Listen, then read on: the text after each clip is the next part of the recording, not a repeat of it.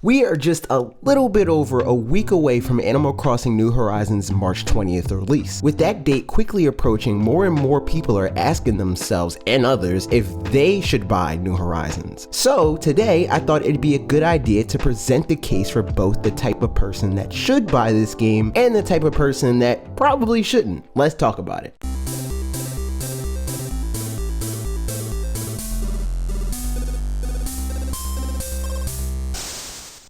Nintendo describes Animal Crossing New Horizons as a social simulation game set on a deserted island where you and up to 7 other friends can experience the perk of Nook's Getaway Package. This concept isn't exactly new. On one hand, Animal Crossing itself is over a decade old, and even removed from that, the social simulation, or as it's more broadly known and referred to as, the life sim genre isn't exactly new either, dating all the way back to the 1980s. With that time comes a long history of countless successful games both commercially and critically. There's definitely a large market for it, but still, it's a pretty popular sentiment to question the appeal behind games like Animal Crossing. So what exactly is the appeal behind this genre? The easiest way to explain it would be to say it's a sandbox with a wide variety in things to do without an external driving force pushing you to do any of it. Some people see gaming experiences without defined finite goals and boundaries as uninteresting, whereas others feel relieved by it. And you'd think that the answer to the type of person that should buy into Animal Crossing New Horizons is boiled down to that divide, but I think some of the features that are new to this game, as well as the inherent structure of the Animal Crossing series as a whole, complicates that concept a little bit. The one thing that I think people don't understand when it comes to Animal Crossing is how the player can possibly derive a sense of accomplishment playing a game that doesn't push them to accomplish anything. And that's because, contrary to popular belief, the game does push you, well, to be fair, gently nudges you to accomplish things. From the moment you step foot on the village, town, city, or in this case island, you're presented with your first concrete goal being paying off the loan that Tom Nook gives you for your tent. The way the game is designed from there, you're passively presented with secondary goals like acquainting yourself with the other islanders that live next to you. This could then introduce you to even more secondary goals. From the start, you're presented with the ability to customize your player character, so that immediately gives you a canvas to work on before you even step foot on the island. Making your islander the best possible version of you or an OC of some sort can be done by unlocking more and more clothing options, and unless you're more into the Charlie Brown way of life, chances are you'd be into getting more outfits that suit you, so that's another thing to work toward. Clothing will require you to buy it. In some cases you can find it or even earn it by doing things with or for your fellow islanders. This obviously expands beyond customizing your villager as well. You'll eventually see islanders' tents, which could give you ideas on how to decorate your own, and as you become friends with them, they may give you the decorative items to work toward realizing your own vision for your tent and coincidentally your player character's personal style. Assuming the concept of making your mark on this island through this decoration process appeals to you, it's a near endless loop if you want it to be. The more decor ideas you have, the more space you'll need, the more space you need, the more bells you'll need to make,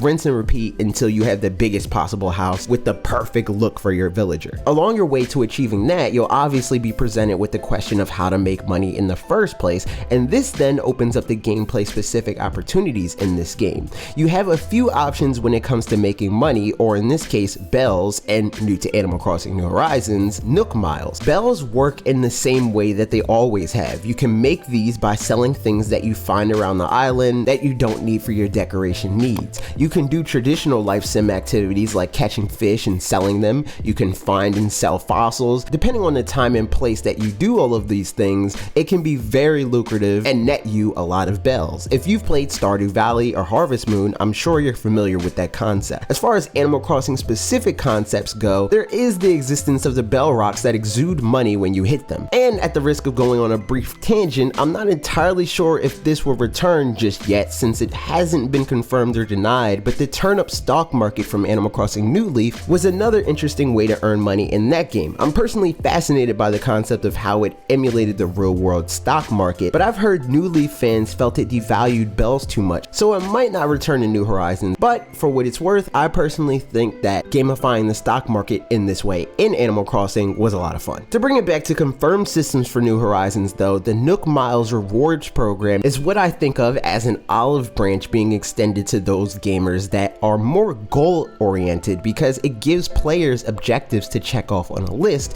to earn these miles. In older games, things like picking weeds that crop up on your island naturally was an internal task. You pick weeds because you found them unpleasant, but now you also have the external push that comes from being rewarded for picking them, as well as being rewarded for things that you would have done either way. Because of this, I honestly feel like the Nook Miles are the biggest new addition for players that feel like they need in-game objectives to motivate them, because they're the closest thing a first-party Nintendo game has gotten to achievement since Stamps and NES Remix. That said, I don't think whether New Horizons has a sense of achievement or not is the only sticking point that gamers may have with this game. Some people also may not have a desire to decorate this island or a house on it or any of the other buildings it has to offer, and I think that's okay. But I would say that there's one other major thing that could make the game worthwhile for you: multiplayer.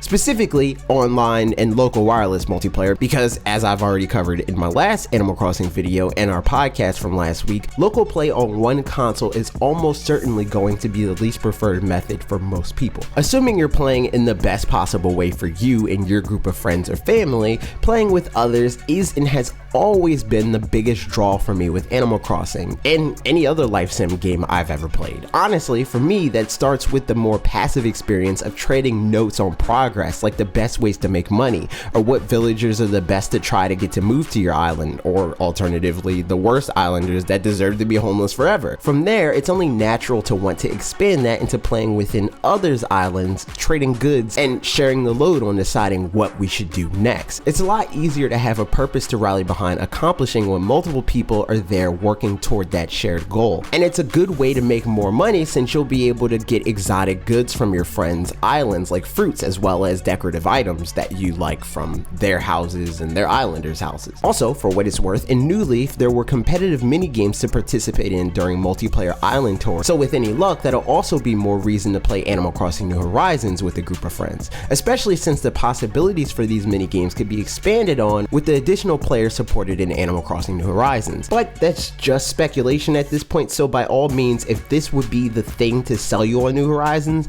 wait for a confirmation from Nintendo. For what it's worth, we'll be sure to cover it in future videos and on our podcast, so feel free to pass on the game and keep an eye on all of that stuff so we can fill you in on any feature that may win you over in the future. But I'm getting ahead of myself. There is another major thing I wanted to talk about that I feel adds value to Animal Crossing's experience, and that has to be calendar events. Many of you should know that a major part of Animal Crossing is the calendar events that happen in all of the games. There are corresponding events for things like Easter, Christmas, Halloween, and things like that, as well as birthdays for all of the islanders that will preside on your island. For New Horizons specifically, it seems most of these events will be a lot more tailored than they have been in the past, as they will be distributing them as live updates rather than being programmed into the game proper like Animal Crossing games of the past. It's for this reason that I think the appeal of Animal Crossing in this regard is pretty unique, since rather than being a game strictly meant for playing for hours and hours at a time for a few months like most games, there's a reason to continue playing, even if just for a few minutes per day for multiple days of the year, if not every day of the year, since there are events that are tied to days of the year, and those will vary depending on what islanders live on your specific island. I personally think this will be a pretty big deal for this game, and could have possibly been inspired by the success of Splatoon and Splatoon 2's Splatfest, which were similar in the sense that they were pre-scheduled live events that players around the world were incentivized to all take part in at the same time. The hype cycle helps a lot here. All of that said, while I think the appeal for Animal Crossing New Horizons stretches beyond what many may initially think, it's certainly not for everyone. A lot of this video presents the case for why you should buy New Horizons, and that's by design. If none of those things I talked about jumped out to you as something you'd enjoy doing, Animal Crossing New Horizons probably isn't for you. If what you're looking for is a frenetic, action-packed experience, Animal Crossing isn't going to be for you. If you're looking for a game with a well-defined beginning, middle, and end, Animal Crossing isn't for you. And if you're not the type that likes having a sandbox to play in and craft to be in line with your vision for it, you get the point, and that's okay. People are allowed to be into popular things, and on the other hand, not every game release needs to appeal to everyone. When all else fails, I'm sure most most of you have a comfort game that you would default to playing in times like these. I'd personally default to playing Smash if I wasn't interested in Animal Crossing, but I digress. Do you think Animal Crossing New Horizons is a game for you? Let me know why or why not in the comments down below. Also, I'm curious, regardless if you're interested in playing New Horizons or not, let me know what other games you like to play. I'd love to see if there's any through lines. Thanks for commenting and watching. If you enjoyed this video, like I assume you did, because you know, you're still here and everything, click the like button, and if you haven't already, be sure to subscribe and ring the bell so you can be notified when new videos like this go up every Tuesday and Thursday at 4 p.m. Eastern Time. I'm planning a review of sorts for New Horizons after I get some real playtime with the full game that you can look forward to if you do subscribe. Maybe follow me on Twitter to know exactly when that'll go up. Okay, that's it for me. See you next week.